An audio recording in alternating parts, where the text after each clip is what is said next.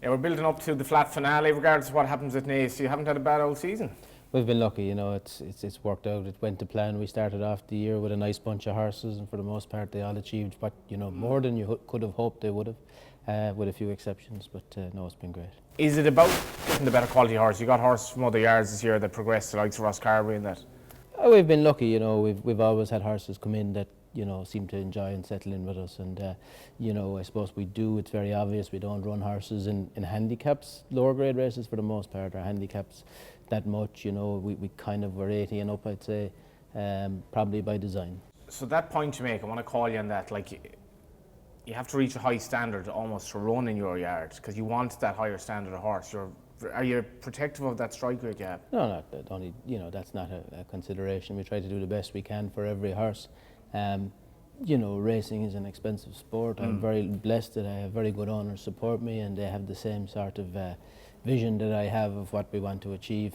And look, if a horse just kind of falls below that grade, I'm happy to send him to a different jurisdiction, a different country, a different trainer, and I'm happy to make the call as to where they'll go or who they'll go to. And most of my owners are happy to go with me on that. So it's almost like economic viability as well.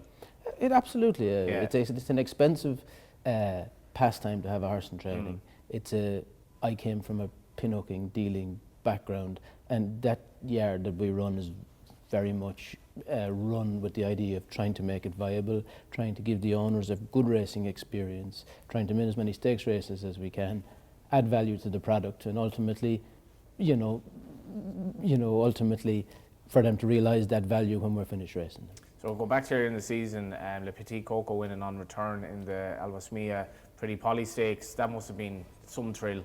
That was fantastic because Team Valor, Barry rang me during the winter and he asked me to pick out a race that he could bring his people for, because with COVID and whatnot, they hadn't been to Ireland or to the stable or anything. So I looked through the calendar and I thought Pretty Polly, ideal target, big target, far away, makes sense. Didn't think about it again.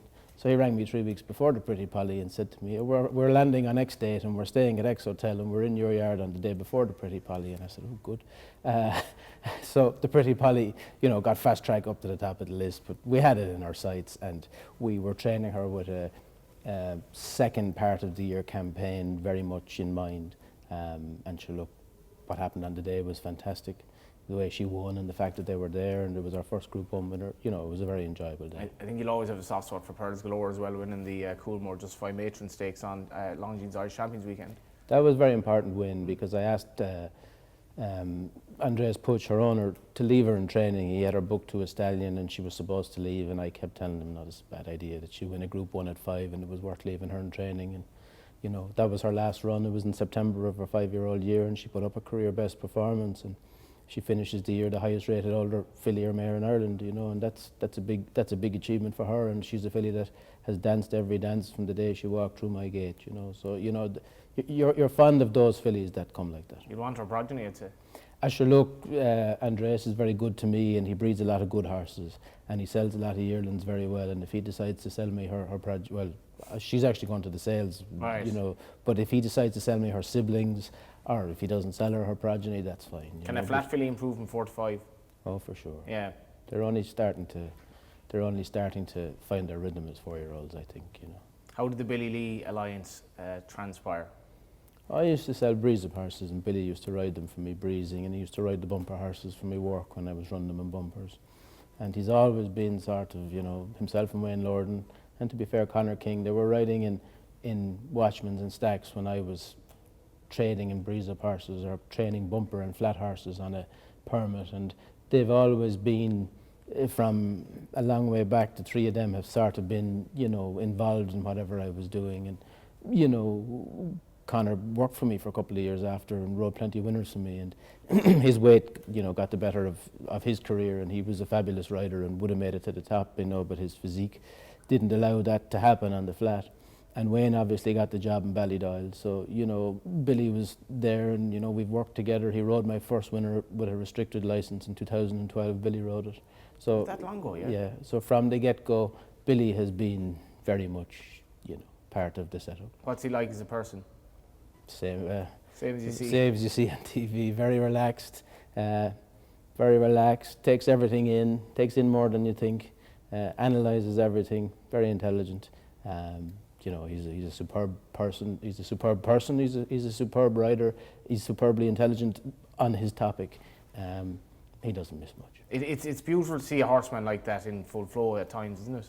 Yeah, you know, when you send Billy to the start, there's no doubt. There's no, you know, you've no concern. You know that the horse is going to get the best possible spin around there that they can, and you know he's going to do everything he can for that to work. And you've done everything you can to get him a jockey's title. He'll go close, but either way at Naas. Sure, look, I hope he wins it. I don't have enough horses really, to be fair. William McCreary and Ken Condon have rode in there with a huge amount of winners, and I've been lucky that we've had a good year. And I think all 3 yards and Michael Grassick and whoever else supports him, you know, I think that he has worked on all those associations himself, and he has built that team around him of trainers. And you know, I think every one of us has equal. You know, we have great respect for him, and you know, none of us would ever question if he rides that horse or that horse. You know, he has that gift and that ability to pacify a number of trainers at the same time and to get the best out of all of those situations. What's your own ambition going forward? Train as many Group 1 winners as we can. Group 1 winners. We've been 5th on the table there this year if we stay there, and you know it'll be hard to maybe get up to that without many older horses next year, but to try and, like, the idea has always been from the get-go to be better numbers wise and quality wise than we were the year before, so keep improving. So you know, we've trained 31 winners in Ireland, I think, and one in England, so 32. Last year I think we trained 19, and that was my highest, and the aim would be to train more and more winners every year and try and train them at a higher level and to try and keep the operation moving forward.